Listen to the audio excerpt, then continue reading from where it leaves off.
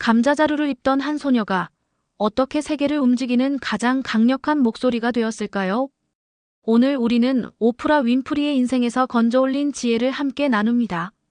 그녀의 상처, 선택, 그리고 놀라운 반전의 순간들까지. 여러분의 삶에도 분명 깊은 울림을 줄 이야기입니다. 영상이 도움이 되신다면 구독과 좋아요, 그리고 알림 설정까지 부탁드립니다. 그럼 오프라 윈프리의 진짜 이야기를 시작합니다. 챕터 1. 감자자루를 입던 소녀, 세상 앞에 서다. 1954년 1월 29일, 미시시피주의 작은 시골 마을 코시어스코. 그곳에서 한 아기가 태어났다. 이름은 오프라 게일 윈프리. 하지만 그 탄생은 축복받지 못했다. 미혼모의 딸이었던 오프라는 태어나는 순간부터 환영받지 못한 아이였다. 가난은 일상이었고 제대로 된 옷 한 벌 없었다. 외할머니는 감자를 담았던 자루를 꿰매어 오프라에게 옷을 만들어 입혔다.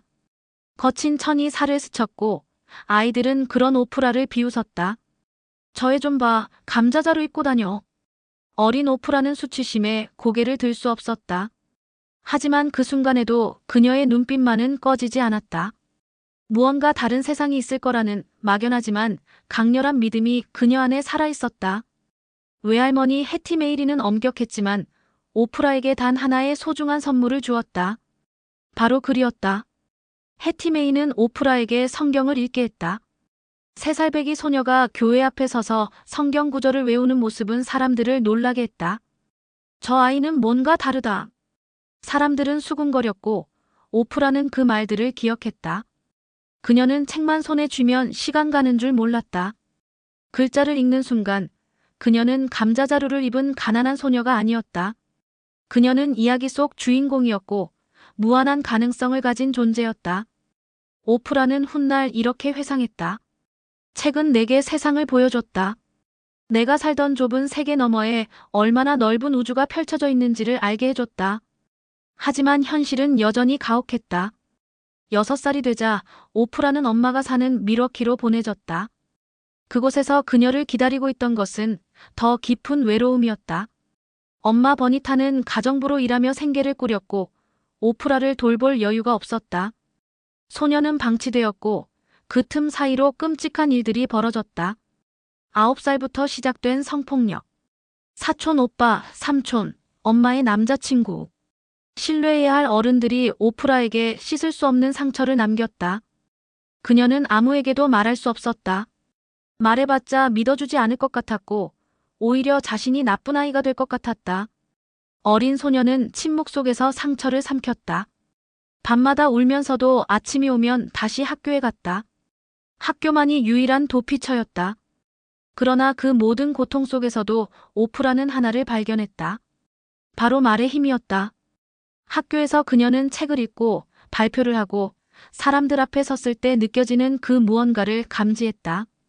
자신의 목소리가 사람들의 시선을 사로잡는다는 것을, 자신의 말이 누군가의 마음을 움직인다는 것을, 말로 사람을 움직이는 힘. 오프라는 그것을 어렴풋이 깨닫기 시작했다. 그리고 그 깨달음은 훗날 그녀의 인생을 완전히 바꿔놓을 씨앗이 되었다. 가난과 학대, 외로움과 수치심. 그 모든 것이 오프라를 짓눌렀지만 동시에 그녀 안에 무언가를 만들고 있었다. 그것은 바로 공감 능력이었다. 고통받는 사람의 눈빛을 읽는 능력. 말하지 못하는 사람의 마음을 헤아리는 감각. 상처받은 사람에게 다가가는 용기. 훗날 오프라는 이렇게 말했다. 내가 겪은 모든 고통은 나를 부수기 위해 온 것이 아니라 나를 더 크게 만들기 위해 왔다. 감자자루를 입던 그 소녀는 아직 몰랐다. 자신이 언젠가 전 세계 수백만 명의 사람들에게 희망을 전하는 사람이 될 거라는 것을. 자신의 상처가 수많은 사람들의 상처를 치유하는 도구가 될 거라는 것을.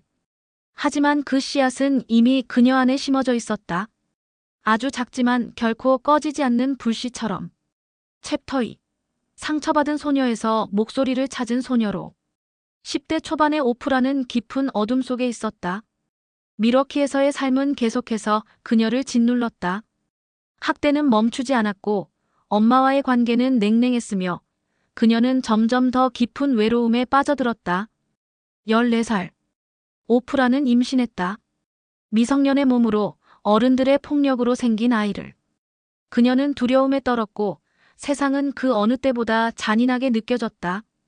아이는 조산으로 태어났고 얼마 지나지 않아 세상을 떠났다. 14살 소녀에게는 너무나 가혹한 경험이었다. 오프라는 무너졌다. 자신의 인생이 이미 끝났다고 느꼈다. 어디에도 희망이 보이지 않았다. 그때 아버지 버논 윈프리가 나타났다. 버논은 오프라를 테네시주 내슈빌로 데려갔다. 엄격하지만 사랑이 있는 사람이었다. 그는 오프라에게 규칙을 세웠다. 매주 5권의 책을 읽고 독후감을 써라. 성적을 올려라. 통금을 지켜라. 처음에 오프라는 반발했다. 하지만 버논은 흔들리지 않았다. 그는 오프라에게 구조와 안정, 그리고 무엇보다 기대를 주었다. 넌 특별한 아이야, 오프라. 내 안에는 위대한 무언가가 있어. 그 말이 오프라를 깨웠다. 누군가 자신을 믿어준다는 것. 누군가 자신에게 기대를 걸고 있다는 것. 그것만으로도 오프라는 다시 일어설 힘을 얻었다. 학교로 돌아간 오프라는 놀라운 변화를 보였다. 그녀는 공부에 집중했고 특히 말하기와 글쓰기에서 두각을 나타냈다. 학교 토론 대회, 연설 대회, 독후감 경연 대회. 오프라는 나가는 대회마다 1등을 차지했다. 선생님들은 그녀의 재능을 즉시 알아보았다. 오프라, 너는 정말 특별해. 내 목소리는 사람의 마음을 움직여. 그 말 한마디가 오프라의 인생을 바꿨다. 오프라는 깨달았다. 자신에게는 재능이 있다는 것을. 말로 사람을 감동시키는 힘이 있다는 것을. 그리고 더 중요한 것을 배웠다. 누군가의 한마디가 한 사람의 인생을 완전히 바꿔놓을 수 있다. 오프라 자신이 그 증거였다. 선생님들의 격려, 아버지의 믿음, 그 말들이 그녀를 일으켜 세웠다. 고등학교 시절, 오프라는 지역 라디오 방송국에서 개최한 말하기 대회에 나갔다. 그리고 우승했다. 상금은 대학 장학금이었다. 하지만 더 중요한 것은 그 순간 방송국 관계자가 그녀에게 한 제안이었다. 오프라, 우리 방송국에서 파트타임으로 일해보지 않을래? 17살의 오프라는 그렇게 방송의 세계에 첫 발을 내딛었다. 처음에는 뉴스 원고를 읽는 단순한 일이었다. 하지만 오프라의 목소리는 달랐다. 차분하면서도 따뜻하고 권위적이지 않으면서도 신뢰감이 있었다. 청취자들은 그녀의 목소리에 귀를 기울였다. 오프라는 자신이 무엇을 잘하는지 명확히 알게 되었다. 바로 진심으로 말하는 것이었다. 그녀는 대본을 그대로 읽지 않았다. 대본 너머에 있는 사람들의 이야기를 읽었다. 뉴스 속 사건이 아니라 그 사건 속 사람들의 감정을 전했다. 그것이 오프라만의 방식이었다. 하지만 이 시기 오프라는 또 하나의 중요한 교훈을 배웠다. 내 과거는 나를 정의하지 않는다. 나의 선택이 나를 만든다. 과거의 상처는 여전히 그녀를 괴롭혔다. 어떤 날은 악몽에 시달렸고 어떤 날은 자신이 더럽다고 느꼈다. 하지만 오프라는 그 상처를 짐으로 끌고 다니지 않기로 결심했다. 대신 그것을 지혜로 만들기로 했다. 내가 겪은 아픔은 다른 사람의 아픔을 이해하는 도구가 될 수 있어. 그 깨달음이 오프라의 인생 철학이 되었다. 대학에 진학한 오프라는 연극과 커뮤니케이션을 전공했다. 그리고 21살에 내슈빌 방송국의 정규 뉴스 앵커로 발탁되었다. 그녀는 테네시주 최초의 흑인 여성 뉴스 앵커가 되었다. 하지만 성공은 순탄하지 않았다. 사람들은 그녀의 외모를 지적했다. 너무 통통해. 머리 스타일이 이상해. 흑인 여성은 앵커로 어울리지 않아. 오프라는 상처받았다. 하지만 포기하지 않았다. 대신 그녀는 생각했다. 내가 정말 잘하는 게 뭘까? 뉴스 읽기가 아니라면? 그리고 답을 찾았다. 인터뷰. 사람의 이야기를 듣는 것. 감정을 나누는 것. 오프라는 자신의 강점을 발견했고 그것에 집중하기로 했다. 이 결정이 그녀의 인생을 다시 한번 바꿔놓았다. 챕터 3. 방송국 문을 두드리던 19살, 세상이 열린 순간. 1976년 22살의 오프라는 볼티모어로 이동했다. WJG-TV의 공동 앵커로 발탁된 것이다. 큰 시장, 더 많은 시청자, 그리고 더 큰 기회. 오프라는 설렜다. 하지만 곧 현실의 벽에 부딪혔다. 볼티모어의 시청자들은 내슈빌보다 훨씬 까다로웠다. 그리고 방송국의 기대는 명확했다. 감정을 배제하고 객관적으로 냉정하게 뉴스를 전달하라. 하지만 오프라는 그렇게 할 수 없었다. 슬픈 뉴스를 전할 때 눈물이 났고 화나는 사건을 읽을 때 분노가 묻어났다. 제작진은 불만을 표했다. 오프라, 당신은 너무 감정적이야. 앵커는 중립을 지켜야 해. 오프라는 노력했다.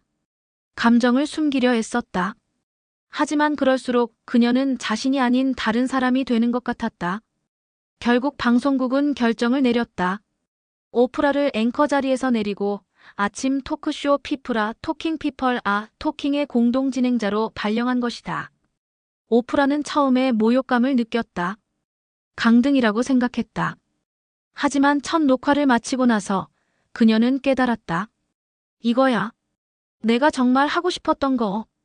토크쇼는 달랐다. 뉴스처럼 대본을 읽는 게 아니라 사람과 대화하는 것이었다. 게스트의 눈을 바라보고 그들의 이야기에 귀 기울이고 진심으로 반응하는 것. 오프라는 이 형식에서 빛났다. 그녀는 게스트를 인터뷰 대상이 아니라 한 사람으로 대했다. 유명인이든 일반인이든 오프라는 그들의 이야기 속 진실을 찾아냈다. 당신이 정말 하고 싶은 말은 뭔가요? 오프라의 질문은 단순했지만 강력했다. 사람들은 그녀 앞에서 마음을 열었다. 왜일까? 오프라는 판단하지 않았다. 그녀는 자신도 상처받은 사람이었고 실패한 적이 있었고 두려움을 아는 사람이었다. 그래서 그녀 앞에서 사람들은 안전함을 느꼈다. 이 사람은 나를 이해해 줄 거야. 시청자들도 똑같이 느꼈다. 피프라 토킹의 시청률은 빠르게 상승했다. 볼티모어에서 가장 인기 있는 아침 프로그램이 되었고 오프라는 지역 스타가 되었다. 하지만 오프라의 야망은 거기서 멈추지 않았다. 1984년 시카고의 한 방송국에서 제안이 들어왔다. 아침 토크쇼 AM 시카고의 진행자로 와달라는 것이었다. 문제가 있었다. 그 프로그램은 최하위 시청률에 머물러 있었다. 게다가 같은 시간대에 전국적인 스타필 도나휴의 프로그램이 방송되고 있었다. 누가 봐도 불리한 싸움이었다. 하지만 오프라는 받아들였다. 나는 내가 누구인지 알아. 그리고 사람들은 진심을 알아봐. 1984년 1월 2일 오프라는 시카고에 도착했다. 처음 보는 도시, 처음 만나는 스태프, 그리고 회의적인 시선들. 하지만 첫 방송이 나간 후 모든 것이 바뀌었다. 시청자들은 오프라에게 열광했다. 그녀의 진솔함, 따뜻함, 유머, 그리고 무엇보다 진심이 화면을 통해 고스란히 전해졌다. 한 달 만에 AM 시카고는 필 도나휴의 프로그램을 제쳤다. 시카고 아침 시간대 1위가 된 것이다. 사람들은 놀랐다. 대체 저 여자는 누구야? 오프라 윈프리. 그 이름이 미국 전역에 퍼지기 시작했다. 방송국은 즉시 프로그램 이름을 바꿨다. AM 시카고에서 오프라 윈프리 쇼로. 그리고 1986년 9월 이 프로그램은 전국 네트워크로 확대되었다. 오프라는 32살에 자신의 이름을 건 전국 방송 프로그램을 갖게 되었다. 흑인 여성으로서는 전례 없는 일이었다. 첫 전국 방송이 나간 날 오프라는 떨렸다. 하지만 카메라 앞에 서자 그녀는 자신이 정확히 어디에 있어야 하는지 알았다. 여러분, 만나서 반가워요. 저는 오프라 윈프리입니다. 그 미소, 그 목소리, 그 진심. 미국은 오프라에게 빠져들었다. 챕터 4. 오프라 윈프리 쇼의 탄생 진심의 힘으로 세계를 움직이다. 오프라 윈프리 쇼는 시작하자마자 신드롬이 되었다. 시청률은 폭발적으로 상승했고 불과 몇 달 만에 미국에서 가장 인기 있는 토크쇼가 되었다. 하지만 이 프로그램이 성공한 이유는 단순히 재미있어서가 아니었다. 오프라는 토크쇼의 형식을 완전히 바꿔놓았다. 기존의 토크쇼는 연예인을 초대해서 가벼운 이야기를 나누거나 자극적인 소재로 시청자의 호기심을 끄는 방식이었다. 하지만 오프라는 달랐다. 그녀는 진짜 이야기를 다뤘다. 가정폭력, 성폭력, 인종차별, 중독, 상실, 우울증, 자존감. 미국 사회가 외면하고 싶어하는, 하지만 수많은 사람들이 실제로 겪고 있는 문제들. 오프라는 그것들을 카메라 앞으로 끌어냈다. 그리고 놀라운 일이 일어났다. 사람들이 말하기 시작한 것이다. 자신의 상처를, 비밀을, 두려움을. 왜 오프라 앞에서는 사람들이 마음을 열었을까? 오프라 자신이 먼저 열었기 때문이다. 1986년 방송에서 오프라는 자신이 어린 시절 성폭력을 당했다는 사실을 공개했다. 당시로서는 상상할 수 없는 고백이었다. 스태프들은 말렸다. 오프라, 그런 얘기를 공개하면 커리어가 끝날 수도 있어요. 하지만 오프라는 확신이 있었다. 내가 먼저 말해야 다른 사람들도 말할 용기를 낼 거야. 방송이 나간 후 방송국에는 수천 통의 전화가 걸려왔다. 대부분 눈물을 흘리며 감사를 전하는 사람들이었다. 저도 같은 일을 겪었어요. 하지만 아무에게도 말하지 못했어요. 오프라가 말해줘서 고마워요. 오프라는 깨달았다. 내 상처는 부끄러운 것이 아니라 누군가를 치유하는 도구가 될 수 있구나. 그 후로 오프라 윈프리 쇼는 단순한 토크쇼가 아니었다. 그것은 미국 사회의 집단 치유 공간이 되었다. 오프라는 게스트를 인터뷰할 때 항상 이렇게 생각했다. 이 사람이 정말 하고 싶은 말은 뭘까? 표면 아래 숨겨진 진실은 뭘까? 그래서 그녀의 질문은 날카로웠지만 동시에 따뜻했다. 배우든 정치인이든 일반 시민이든 오프라는 그들을 한 사람으로 대했다. 그들의 성공이 아니라 그들의 상처에, 그들의 꿈에, 그들의 진짜 모습에 관심을 가졌다. 그리고 그녀는 자신의 반응을 숨기지 않았다. 슬플 때는 울었고, 화날 때는 분노했고, 기쁠 때는 웃었다. 시청자들은 그런 오프라를 사랑했다. 저 사람은 가식이 없어. 진짜야. 오프라 윈프리 쇼는 다양한 주제를 다뤘다. 어느 날은 암투병 중인 어머니의 이야기를 들었고, 어느 날은 인종차별의 현실을 파헤쳤고, 어느 날은 가정폭력 생존자들에게 목소리를 주었다. 하지만 오프라는 단순히 문제를 드러내는 데서 멈추지 않았다. 그녀는 해결책을 찾았다. 전문가를 초대하고 리소스를 제공하고 실질적인 도움을 주었다. 그리고 무엇보다 그녀는 희망을 전했다. 당신의 과거가 당신을 정의하지 않습니다. 당신은 변할 수 있습니다. 당신은 치유될 수 있습니다. 이 메시지가 수백만 명의 사람들에게 닿았다. 오프라의 영향력은 점점 커졌다. 1996년 그녀는 오프라 북클럽을 시작했다. 그녀가 추천하는 책은 즉시 베스트셀러가 되었다. 작가들은 오프라 효과라고 불렀다. 오프라는 독서를 통해 사람들이 성장하고 변화하기를 원했다. 책은 내 인생을 바꿨어요. 여러분의 인생도 바꿀 수 있어요. 또한 그녀는 자신의 부와 영향력을 사회에 환원했다. 교육 장학금, 여성 쉼터, 아동 보호 프로그램. 그녀는 수억 달러를 기부했다.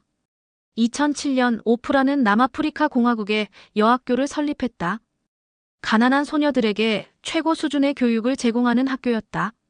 나도 한때 가난한 소녀였어요. 누군가 나에게 기회를 줬고 이제 내가 다른 소녀들에게 기회를 줄 차례예요. 오프라는 성공을 혼자만의 것으로 두지 않았다. 25년간 방송된 오프라 윈프리 쇼는 2011년 종영했다. 마지막 회에서 오프라는 시청자들에게 이렇게 말했다. 여러분이 나에게 준 사랑, 절대 잊지 않을게요. 하지만 기억하세요. 여러분 각자가 자신의 삶의 주인공입니다. 여러분의 이야기를 살아가세요. 그날 수백만 명이 눈물을 흘렸다. 오프라는 단순한 방송인이 아니었다. 그녀는 친구였고 멘토였고 때로는 어머니 같은 존재였다. 챕터 5. 상처를 넘어 지혜의 상징이 되기까지. 방송이 끝난 후에도 오프라의 영향력은 계속되었다. 오히려 더 확장되었다. 그녀는 OWNOPRAH 윈프리 네트워크이라는 자신의 케이블 네트워크를 만들었고 잡지 더 오프라 매거진을 발행했으며 책을 쓰고 강연을 하고 기업에 투자했다. 오프라는 억만장자가 되었다. 자수성가한 최초의 흑인 여성 억만장자. 하지만 그녀에게 돈은 목표가 아니었다. 수단이었다. 성공이란 내가 가진 힘을 다른 사람을 일으키는 데 사용하는 것이다. 오프라의 철학은 매우 단순하지만 그 깊이는 엄청났다. 첫 번째 철학 상처는 숨기는 것이 아니라 치유해야 한다.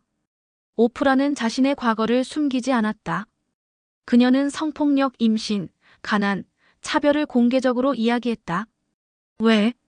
내가 말하지 않으면 같은 상처를 가진 사람들은 여전히 혼자라고 느낄 거예요. 오프라는 자신의 상처를 공유함으로써 수백만 명에게 당신은 혼자가 아니다라는 메시지를 전했다. 그리고 그녀는 강조했다. 상처를 직면하는 것은 용기가 필요해요. 하지만 그 용기가 당신을 자유롭게 만듭니다. 두 번째 철학 감사는 기적을 만드는 힘이다. 오프라는 매일 아침 감사일기를 썼다. 수십 년간 단 하루도 빠뜨리지 않고. 감사는 가진 것을 더 크게 만듭니다. 가난했을 때도 그녀는 감사할 것을 찾았다. 신발이 있어서, 책을 읽을 수 있어서, 오늘 하루를 살아 있어서. 오프라는 말했다. 감사는 마법이에요. 당신의 시선을 없는 것에서 있는 것으로 돌리는 순간 모든 것이 달라집니다.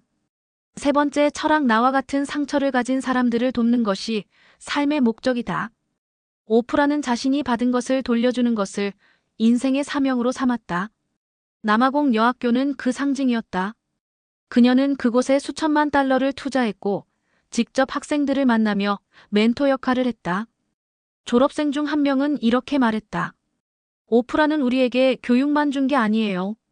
우리가 세상을 바꿀 수 있다는 믿음을 줬어요. 오프라는 또한 오프라의 라이프 클래스라는 프로그램을 통해 자신의 지혜를 나눴다. 명상, 자기계발, 영성, 치유에 대한 대화. 그녀는 세계적인 영적 스승들과 대화했다. 에크하르트 톨레, 딥초프라, 브레네 브라운, 토니 로빈스. 오프라는 단순히 인터뷰하는 게 아니라 함께 배우고 함께 성장했다. 나도 여전히 배우는 중이에요. 우리 모두 그래요. 이 겸손함이 사람들을 더욱 끌어당겼다. 오프라가 세상에 남긴 것. 오늘날 오프라 윈프리는 단순한 유명인이 아니다. 그녀는 미국에서 가장 영향력 있는 여성 중 한 명. 수백만 명에게 영감을 준 멘토. 교육과 여성 인권에 헌신하는 자선가. 자수성가의 상징. 하지만 무엇보다 그녀는 상처받은 사람도 치유되고 성장하고 세상을 바꿀 수 있다는 살아있는 증거다. 감자자루를 입었던 소녀가 전 세계 여성들에게 당신도 할 수 있다고 말하는 존재가 되었다. 오프라는 말한다. 내 인생에서 가장 중요한 교훈은 이거예요. 당신의 상처는 당신을 약하게 만들지 않습니다. 오히려 그 상처를 어떻게 마주하느냐가 당신의 미래를 결정합니다. 그녀의 인생은 그 말의 완벽한 증명이다. 가난, 학대, 차별, 상실. 그 모든 것이 그녀를 무너뜨릴 수 있었다. 하지만 오프라는 선택했다. 상처를 품고 살지, 상처를 넘어설지. 그리고 그녀는 넘어섰다. 오늘 이 순간에도 어딘가에서 오프라의 이야기를 듣고 용기를 얻는 사람이 있다. 나도 할 수 있어.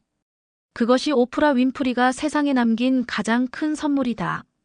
희망. 오프라 윈프리의 삶은 우리에게 이렇게 속삭이고 있습니다. 당신의 시작이 어디든, 당신의 과거가 무엇이든, 당신은 다시 쓸 수 있습니다. 당신의 상처는 당신을 정의하지 않습니다. 당신의 용기가, 당신의 선택이, 당신의 진심이 당신을 만듭니다.